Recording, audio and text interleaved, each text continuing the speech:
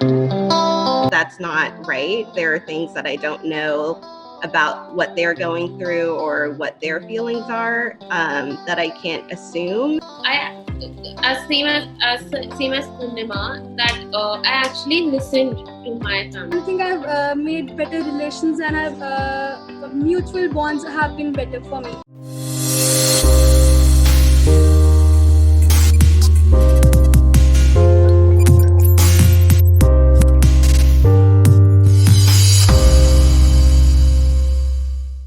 In the same thing, it's not about the relationships at home. When you move out of the house, when you are in a working atmosphere or anybody else with the people outside, if you just keep this one word, it could be your guarding word.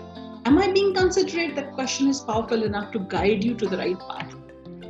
It doesn't take a lot. It doesn't take months and years. If you really decide to do something and you use the right tool, use it in the right way, put the thing in the right place, all it takes is just moments. And those moments are powerful enough to change everything about you. It happens where? It happens here. In this 3 pounds. This portion that you see, in these 3 pounds of gray matter that exists between your 2 ears, and this is where you have all your internal communication happening, and this is all that matters when you talk about anything about communication. This is all that matters, that what happened inside this 3 pounds of gray matter inside you. This is your source of stress. This is your source of peace. This exactly decides how your outer communication with people is going to be, whether or not people are going to like to be around you. And this is the only one that is going to matter, whether or not you are going to be happy with what you talk to yourself. This is all that is going to decide. Now, if you learn how to harness, you understand what I mean by harness? You put a harness on a horse. Like a running horse, you have a harness, you control it. Now, if you learn how to control this 3 pounds of gray matter, you know it all. I want to talk about that control. I want to talk about how can you harness this inner talk, this inner speech, this inner dialogue, this internal communication, whatever you may choose to call it. Whatever the talk that happens inside your head, if you're able to control this, you're able to control the outcome, what's going to happen. Now imagine how powerful would you become if you are able to control what happens after communication is done. Why do we do communication? Why do we talk to people? We want certain things to happen after the communication, correct? Like you talk to your mom about something, you want to convince her for something. You want to talk to somebody who is working alongside you in a team, you want them to do according to you. You want some other outcome out of that communication, correct? So you're focused on an outcome.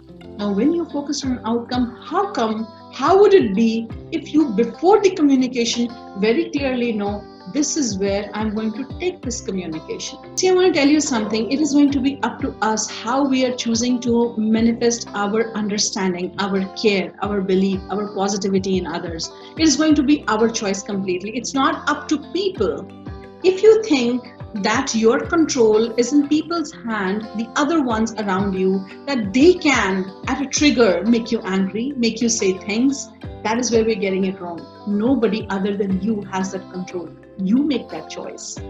You make that choice at level number 1, that is filter number 1. You make that choice to fold it, to create filter number 2, the layer number 2, your interpretation, and you create the last and the final choice that you may have with you, which is whether or not am I going to speak when something negative is going to come to my mind. It's not going to be in your control how people process it. You are here sitting in this room with me. Others are not. You are taking this particular knowledge that talks about filter 1, filter 2, filter 3. You are the one who knows my listening is impairing my ability to make meanings and interpretations, and my filter of not making the right interpretations is impairing my ability to have the responsibility in communication. People outside this room do not know this. Like before this, you did not know it. So the power, the control is in your hands. The power is with you. Don't expect others to take charge of the communication you want to make. You take charge of it. I want to share a very quick short story with you, which will explain you the first aspect very clearly. So basically, this was a monastery, and where all the very strict rules for the monks out there. So whoever used to come over there, they had to follow these certain rules, and they could not break. So other than the discipline portion, they had to make sure that they were not supposed to speak the entire year. There was only one exception to the rule, that you will get a chance to speak once a year, and you would only speak 2 words. That was it. In between that, you were not allowed to speak. So when these monks, they took a vow of silence, and they followed the rule in the entire year, the head monk, he would call people after the end of a year that they could come and share what they felt in those 2 words. So there was this monk that the head monk called after the year was over, and he asked him, tell me, what are the 2 words that you wish to speak? It's been an year now. And the monk said, bed hard. Thank you. And he asked him to leave.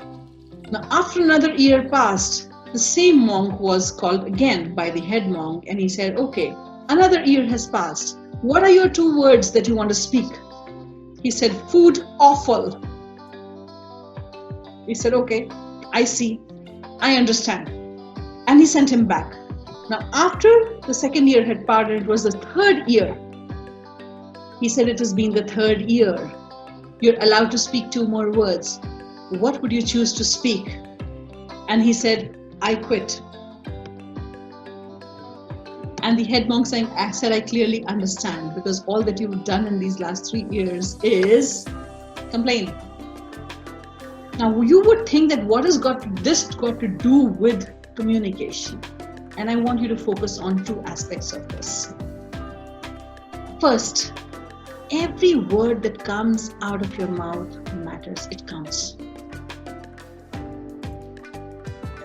Whatever that you're going to say, don't think that it's not going to affect. Even if you're talking amongst people, you're talking, it's just a group of friends, or it is just in your family, and you're just uttering words and they're just falling out of your mouth, don't think they will not affect. They will. If you value yourself and you want people to value you back, it is your responsibility to make sure people value you and your words. When you are supposed to do an external communication, the first rule that you got to follow is that you are supposed to be clear, crisp and clear. When people see, the more you say, the less people would remember. The less you say, the more people would remember. See, the essence of communication is not that you have done the communication and it's over. The essence of communication is in the response that you get from people. If the response that you get from people is something that is not in accordance to you and they are not clearly understanding what you're saying, the problem is not theirs. We may say, your problem you don't understand, but that is not how it works. If you want to be an effective communicator, you got to make sure everybody in the room gets what you're saying.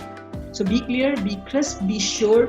Remove something that I call the clutter from the dialogue that you're making outside. Don't blame people for ignoring you or not making you existent in the group. It's not their responsibility, it is yours.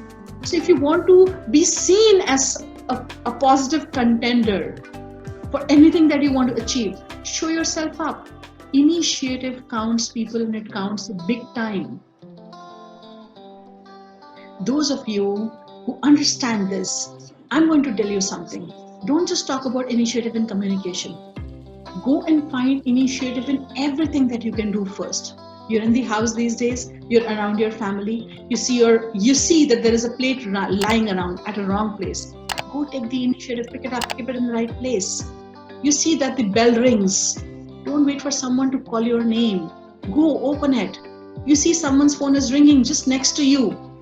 Don't wait for someone to ask you, hey, can you please give me my phone? No, just pick it up, go give it to them. Initiative counts. You want to earn respect in people's eyes? This is the easiest and the simplest way to gain respect in people's eyes. Make a position for yourself. Show some authority that yes, I also exist.